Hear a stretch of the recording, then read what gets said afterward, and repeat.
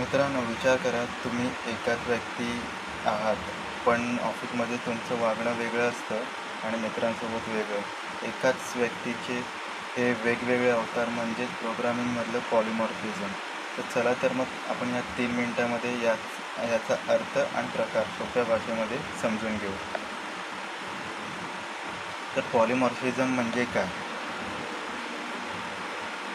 Poly म्हणजे अनेक आणि मॉर्फिझम म्हणजे रूप. जेव्हा एखादा फंक्शन किंवा मेथड वेगवेगळ्या परिस्थितीत वेगवेगळं काम करते तेव्हा त्याला पॉलिमॉर्फिझम असं म्हणतात. सो ह्याचे 2 टाईप आहेत पाहायला गेलं तर. स्टॅटिक पॉलिमॉर्फिझम आणि सेकंड आहे डायनॅमिक पॉलिमॉर्फिझम. स्टॅटिक पॉलिमॉर्फिझमला कंपाईल टाईम पॉलिमॉर्फिझम पण म्हणतात आणि डायनॅमिकला रन टाईम पॉलिमॉर्फिझम असेही म्हणतात. सो स्टॅटिक पॉलिमॉर्फिझम म्हणजेच मेथड ओव्हरलोडिंग. समजा तुमच्याकडे ॲड नावाचं फंक्शन आहे.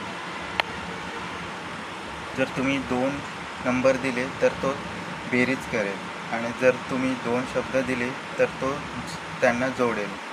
नाव एकच पण काम वेगळं, यालाच म्हणतात मेथड ओव्हरलोडिंग. आणि नेक्स्ट आहे आपलं मेथड ओव्हररायडिंग, ज्याला आपण डायनॅमिक असं म्हणतो. येथे आपण इंटरफेसेसचा वापर करू शकतो. समजा आपल्याकडे एक क्लास आहे ॲनिमल नावाचा आणि त्या क्लासमध्ये एक मेथड आहे, फंक्शन आहे स्पीक नावाची.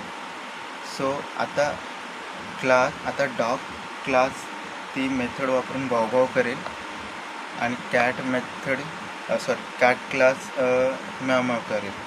मेथडचं नाव सारखंच आहे पण आउटपुट प्राण्यांनुसार बदलत आहे, यालाच म्हणतात मेथड ओव्हररायडिंग. सो ह्याचा यूज केस काय आहे?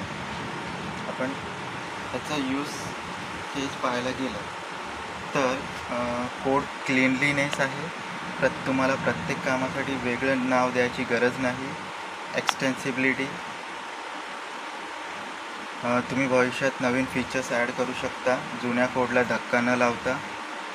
इंटरचेंजेबिलिटी,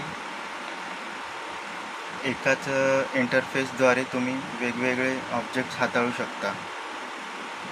थोडक्यात सांगायचं झालं तर पॉलिमॉर्फिझम म्हणजे एक नाव अनेक कामं.